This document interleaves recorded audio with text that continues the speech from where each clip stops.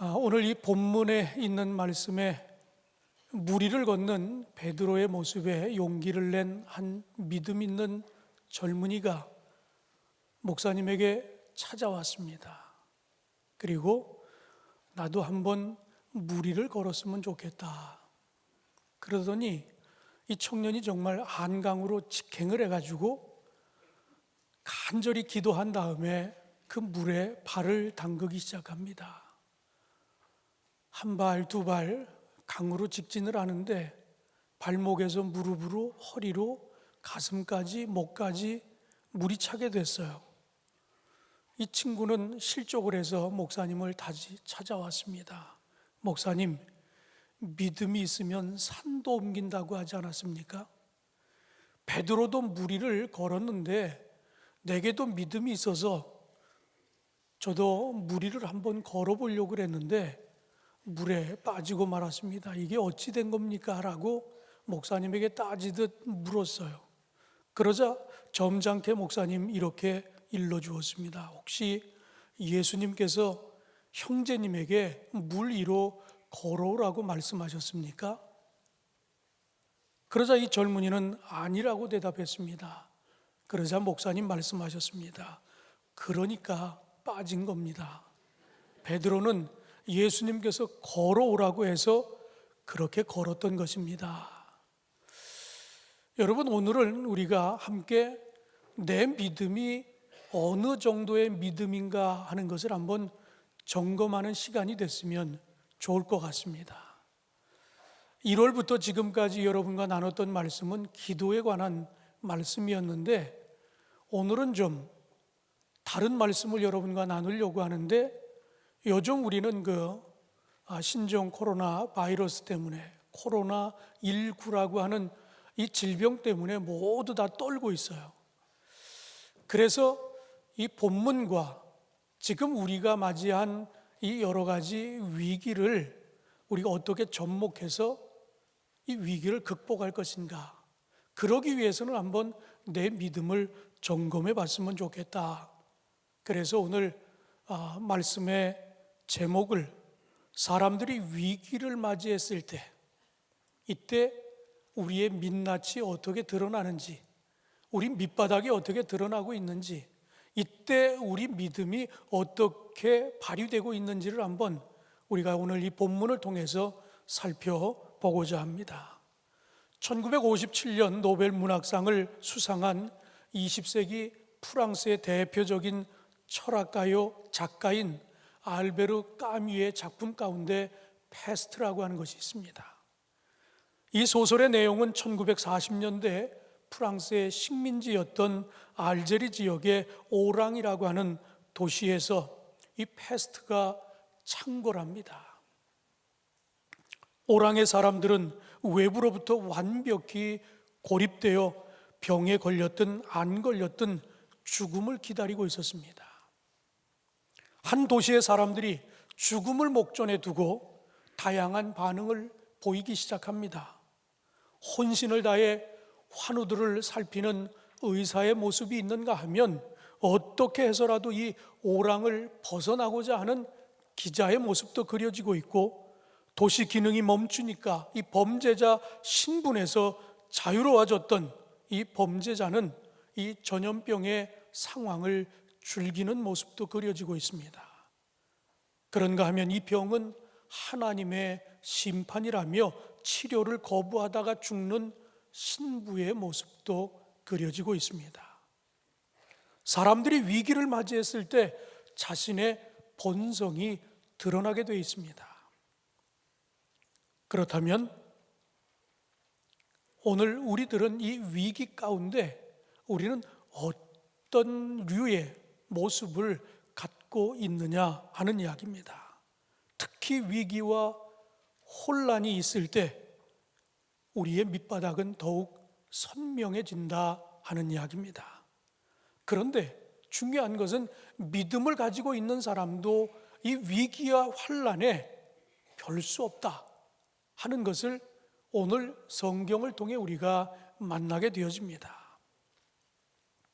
밑바닥을 드러낸 사람들, 이들의 모습을 우리가 바라보면서 그럼에도 불구하고 오늘 성경 말씀은 그 위기에 우리가 어떻게 해야 하는지, 그 위기를 어떻게 극복하고 이 위기의 시기에 우리가 어떻게 살아가야 하는지를 우리에게 말씀하고 계십니다.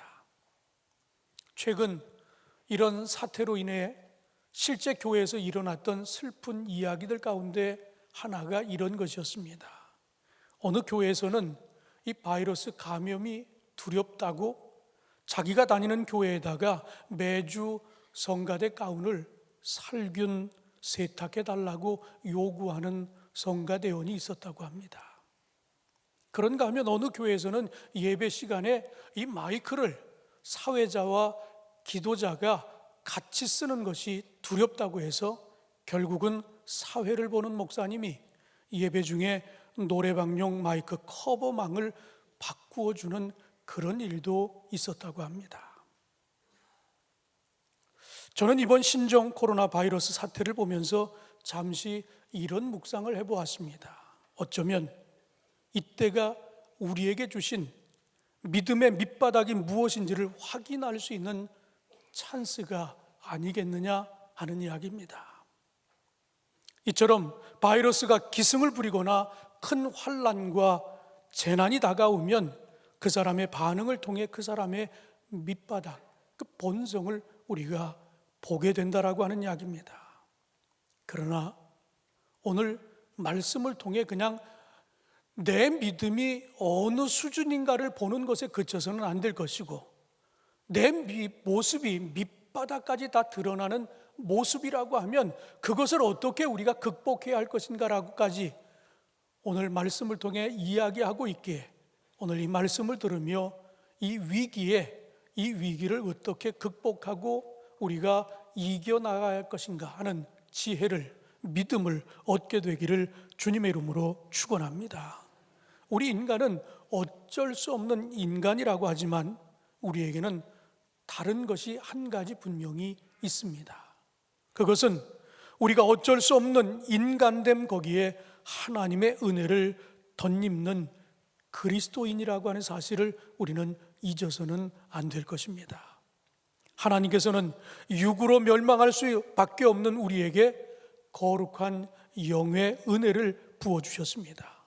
다시 말하면 인간됨 이상의 격을 우리에게 부여해 주셨다라고 하는 이야기입니다.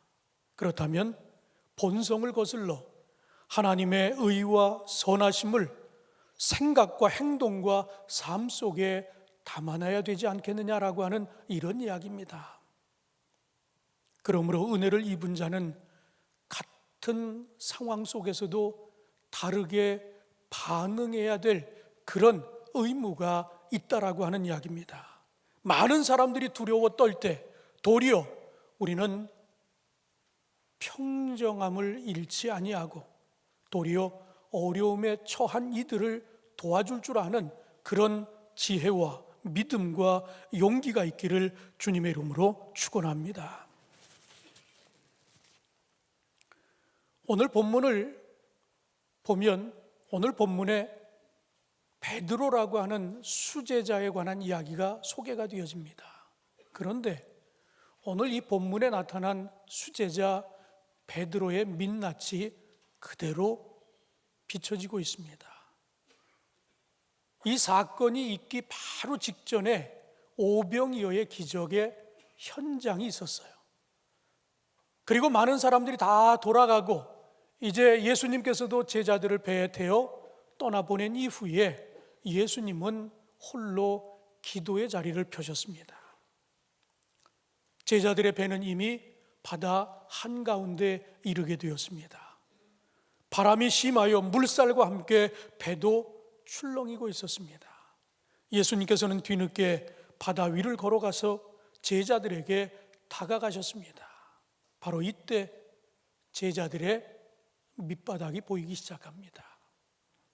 예수님을 알아보지 못하고 유령이라고 무서워 소리를 마구 지르고 있는 그런 모습이 보여지고 있습니다. 분명 제자들은 아직 예수님이 누구신지 제대로 알지 못했을 것입니다. 아무리 한밤중이었다 한들 제자들이 예수님을 제대로 알았다라고 하면 아마 이런 소동은 피우지 않았을 것입니다. 아무튼 예수님께서는 가까이 다가오셔서 자신임을 알리시고 제자들을 안심시킵니다. 여기서 끝났으면 좋았을 것을 베드로의 밑바닥이 다시 한번 드러나기 시작합니다.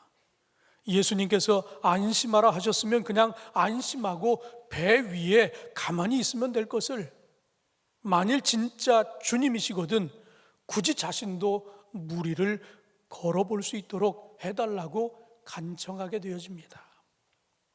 예수님에 대한 의심이 있었는지, 예수님처럼 따라 해보고픈 영웅심지가 있었는지, 그것은 우리가 알 수 없지만 관대하신 예수님께서는 그렇게 해보라고 말씀하십니다. 처음에는 괜찮은 듯 싶었습니다. 베드로는 무리를 걸으며 예수님에게 나아갈 수 있었습니다. 그러나 이내 그의 걸음은 물속으로 점점 가라앉기 시작합니다. 무서워서 소리칠 때 예수님께서는 베드로를 건져 올리십니다. 그러며 말씀하십니다. 믿음이 작은 자요, 왜 의심하였느냐고. 비로소 배 안에 있던 제자들 모든 의심을 떨쳐낼 수 있게 되었습니다. 이제는 바람도 그치고 모든 이가 예수님께 절하며 말하기를 진실로 하나님의 아들이시다라고 그렇게 그들은 고백하게 되어집니다. 사랑하는 성도 여러분, 그렇다면 이 베드로와 제자들의 모습을 보며 우리는 믿음이 없다고 말할 수 있습니까? 오늘 이 모습이 우리들의 모습은 아닐까요? 시련이 다가올 때 평소에 갖고 있던 믿음도 다 내팽개치고 예수님도 제대로 알아보지 못하는 베드로의 밑바닥이 또한 우리의 존재는 아닐까요? 오늘 함께 나눈 말씀 속에 제자들의 밑바닥을 바라보며 나의 밑바닥을 또 한번 확인할 수 있는 그런 시간이 되어지기를 바랍니다. 그리고 우리 인간적인 밑바닥은 어찌할 수 없지만 그걸로 끝이 아니고 예수님의 권능과 은혜로 우리는 어떻게 이를 극복하고 어떻게 살아가야 할지를 오늘 말씀을 통해 나누는 그런 시간이 되기를 주님의 이름으로 축원합니다. 오늘 본문은 우리에게 첫 번째로 예수님은 모든 주권 위에 계심을 기억하라고 말씀하십니다.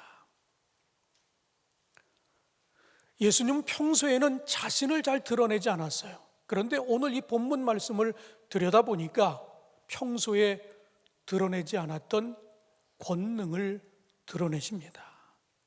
기도를 마치고 한밤중에 제자들이 심한 물결로 공포에 떨고 있는 그들에게 무리를 걸어오시며 찾아오십니다. 베드로로 하여금 무리를 걷게 했고 물에 빠져가는 베드로를 건지셨을 뿐만 아니라 이제는 풍랑도 잠잠케 하시는 그런 권능을 드러내시고 있습니다. 예수님은 오늘 말씀에 어느 순간에도 평정심을 잃지 않고 계셨다라고 하는 사실을 깨닫게 되어집니다. 배가 먼저 떠나는데도 불구하고 예수님은 배에 오르지 않습니다. 그러면서도 기다리라고 그렇게 말씀하지 않으셨어요. 그냥 그들이 가는 대로 배를 떠나보내십니다. 뿐만 아니라 제자들이 자신을 유령이라고 오해해서 소리를 지르고 있는데 그들을 꾸짖지 않습니다. 짜증을 내지 않습니다. 그런가 하면 베드로가 자신을 시험하듯 할 때에도 여유를 잃지 않으셨습니다. 예수님의 온유한 성품, 평온함 앞에서 모든 것이 나가 떨어졌다라고 하는 이야기예요. 사나운 물결도 나가 떨어졌고 제자들의 호들갑도 나가 떨어졌고 베드로의 가벼움도 나가 떨어졌습니다. 이 모든 상황이 예수님의 깊고도 무거운 평정심 앞에 다 제압되었다라고 하는 이야기입니다.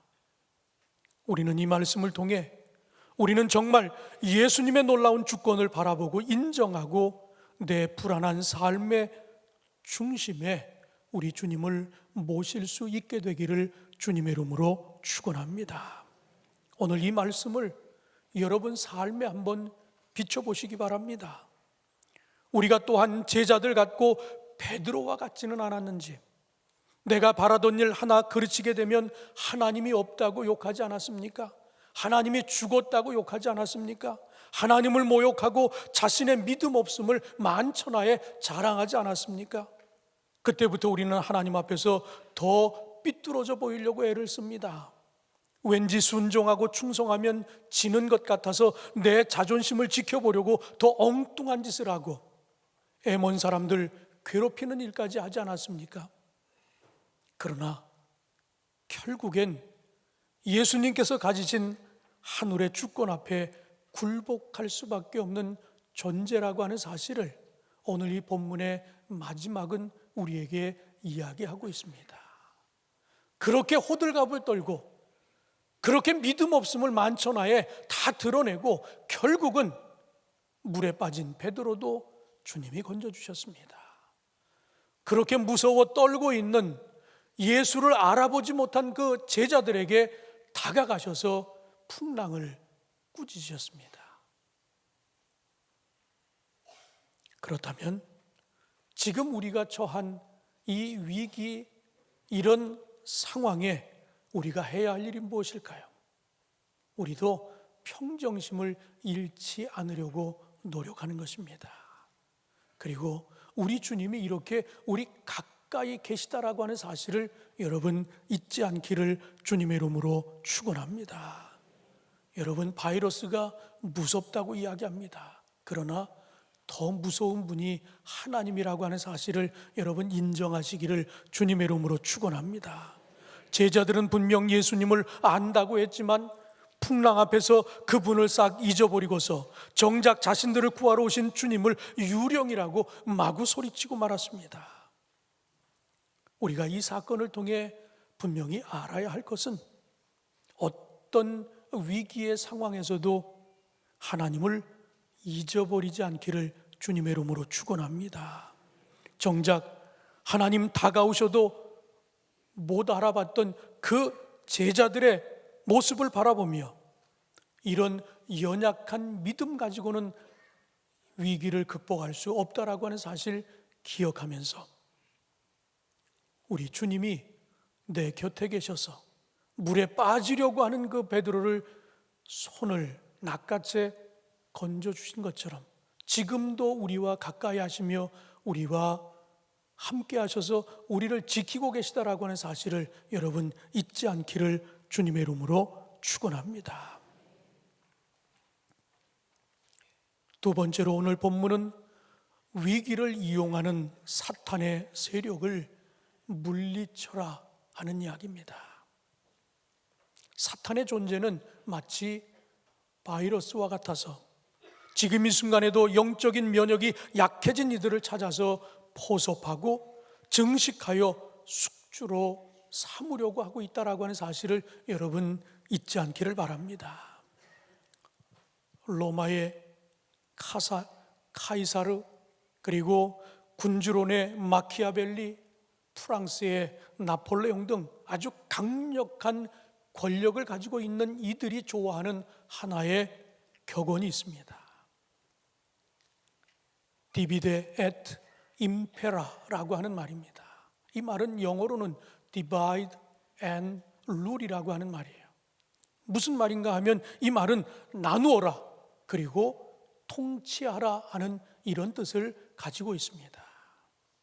큰 권력을 유지하기 위해서는 지배 대상들을 뭉치지 못하게 하라고 하는 이야기입니다. 서로 나누어서 서로 견제하고 싸우게 하면 된다라고 하는 이야기예요. 쉬운 말로 갈라치기라고 말합니다.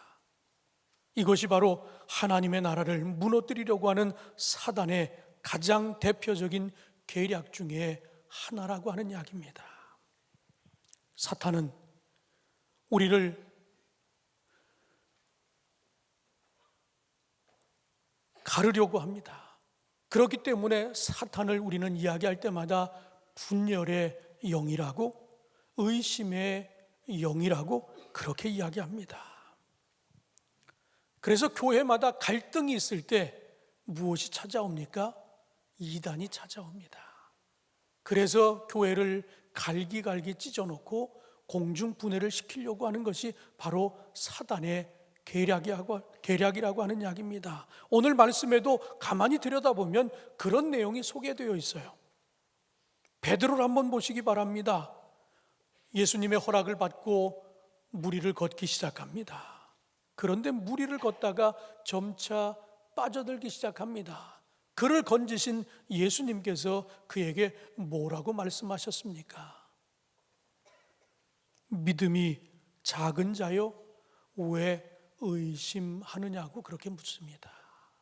바로 사단이 우리에게 주는 것이 있다라고 하면, 이런 위기에 갈등을 조장하고 분열을 조장하고 의심케 하는 것, 그것이 위기에 더 큰 위기를 초래하는 것이라고 하는 사실을 우리에게 이야기하고 있습니다. 의심과 믿음은 동전의 양면 같아서 늘 우리의 믿음은 의심을 수반하게 마련입니다. 어찌 보면 이것은 아주 정상적인 것입니다. 그런데 문제는 의심이 믿음보다 커지게 되면 우리는 베드로와 같이 두려움이 커지고 믿음을 잃게 되고 결국은 물속에 빠져들어가게 된다라고 하는 이야기예요. 우리를 하나님의 사랑, 예수님을 향한 믿음으로부터 갈라치게 하려고 하는 이런 사단의 계략이 먹혀 들어가서는 안 된다고 하는 이야기입니다. 그래서 오늘 우리들에게 이 말씀을 통해 주고자 하는 교훈은 이런 때일수록 우리가 하나가 되어야 한다라고 하는 이야기예요. 이번에도 국내에서 이루어진 여러 가지 이 사태를 통해서 들여다보면 어떤 일들이 있었습니까? 전세기를 띄울 때 기장들 그리고 승무원들은 자원을 했다고 합니다. 의료진들도 자원을 했다고 합니다. 그들이 들어올 때 어느 지역이 선정됐을 때 우리는 우리 민낯도 조금 볼 수 있었어요. 오면 안 된다고 하는 그런 갈등도 있었습니다. 그러나 결국에는 지역 주민들도 그들을 수용했습니다. 와서 잘 쉬고 건강을 회복하고 돌아갔으면 하는 그런 격려를 했어요. 그리고 그렇게 수고하고 애쓰는 이들을 위해서 많은 분들이 정말 응원을 보냈습니다. 어제 아마 오늘부로 그렇게 격리되었던 분들 대부분이 아마 그 격리됐던 수용시설에서 아마 가정으로 돌아가게 될 것입니다. 어제도 돌아가는 그를 환송하면서 많은 분들이 피켓을 들고 현수막을 걸고 그들이 건강하게 돌아가는 것을 환영하고 축복해 주었습니다. 지난주에도 말씀을 드렸지만 전세기를 띄웠는데도 불구하고 전세기에 오르지 않고 그곳에 남아있는 이들을 위해서 희생하는 그런 분들도 있었다라고 그렇게 말씀을 드렸습니다. 위기가 왔을 때 위기에 민낯을 보이는 그런 사람이 있는가 하면 그럼에도 불구하고 그 평정심을 잃어버리지 않고 이런 사람들이 서로 하나가 돼서 위기를 극복해 나가는 이런 모습, 이것이 오늘 크리스찬들인 우리가 해야 할 일이 아니냐라고 하는 이런 메시지를 오늘 이 본문을 통해 우리에게 말씀하고 계십니다. 여러분, 이 바이러스의 공포가 아무리 크다 할지라도 하나님의 사랑, 계명까지 지워버릴 수는 없다고 하는 사실을 기억하시기 바랍니다. 이런 때일수록 더욱 사랑으로 믿음으로 연대하는 것이 중요하다라고 하는 사실을 오늘 본문은 우리에게 이야기하고 있습니다. 우리가 잘 알고 있는 손양원 목사님, 오히려 한센병 환자들을 품기 위해서 소록도로 걸어 들어가신 그 모습을 여러분 잊지 않기를 주님의 이름으로 부탁을 드립니다. 마지막으로 오늘 세 번째 말씀은 모든 상황 속에서 믿음의 눈을 잃어서는 안 된다라고 하는 이야기입니다. 오늘 본문을 통해 저는 첫 번째로 모든 능력 위에 뛰어난 예수님의 주권을 잊어서는 안 된다고 말씀드렸어요. 두 번째 가르침은 위기가 왔을 때 우리를 갈라치게 하려고 하는 사단의 계략에 넘어가서는 안 된다라고 하는 말씀을 드렸습니다. 그리고 이제 결론에 대한 이야기입니다. 위기 앞에서도 모든 상황 속에서 하나님 앞에서 동일한 믿음을 세워야 되겠다라고 하는 이야기입니다. 하나님의 눈으로 세상을 보고 예수님의 눈으로 우리의 상황을 바라봐야 한다라고 하는 이야기입니다. 세상의 불안에 우리의 영혼을 잠식당하도록 그렇게 놔둘 수는 없다라고 하는 이야기예요. 예수님의 평안으로 우리의 영혼이 평안하고 또한 그로 인해 역으로 혼돈의 세상에 평안을 주도록 노력해야 한다라고 하는 이야기입니다. 오늘 베드로를 무섭게 했던 것들을 한번 되짚어 보시기를 바랍니다. 어두운 밤, 사나운 물결을 바라보게 됐을 때 그는 두려움과 의심과 그리고 물에 빠지는 이런 결과를 초래하고 말았습니다. 조금 전까지만 해도 그는 오병이어의 역사의 현장에서 놀라운 기적을 체험했던 사람입니다. 그들 모두는 우리에게 구세주가 오셨다고 그렇게 칭송을 했었어요. 그런데 얼마 가지 않아 그분을 알아보지도 못합니다. 의심합니다. 결국 예수님에게서 시선을 떼어서 무서운 파도를 바라보는 순간 물에 빠지게 되었다라고 하는 이야기예요. 우리가 어떤 순간에도 여러분의 시선이 주님에게서 그 시선이 떨어지지 않기를 주님의 이름으로 축원합니다. 그런 위기를 만났을 때, 물에 빠져갈 때 어떤 결과가 이루어졌습니까? 예수님이 바로 그의 곁에 오셔서 그를 건져주셨습니다. 이처럼 예수님은 우리가 생각하는 것보다 훨씬 더 가까이 이미 우리 앞에 와 계시다라고 하는 사실을 여러분 믿으시기를 바랍니다. 멀리 딴 데 보지 마시고 우리 앞에 계시는, 우리 앞에 오셔서 손을 뻗고 계시는 그분을 여러분 주목할 수 있게 되기를 주님의 이름으로 축원합니다. 불안하면 불안할수록 더욱더 우리 주님을 향한 시선을 주님에게 고정할 수 있는 저와 여러분 되시기를 주님의 이름으로 축원합니다. 풍랑 가운데서도 예수님의 권능은 우리를 건져내십니다. 풍랑을 이겨내는 평안의 힘은 오직 예수님으로부터 온다라고 하는 사실도 믿으시기를 바랍니다. 어떤 상황 가운데서도 예수님을 향한 시선을 잃지 않는 힘이 곧 우리의 믿음이며 위기에 더욱 강한 교회와 성도들을 만들어낸다라고 하는 사실을 여러분 깨닫게 되기를 주님의 이름으로 축원합니다. 지금도 우리 주님은 성령님을 통해 우리를 중보하고 계십니다.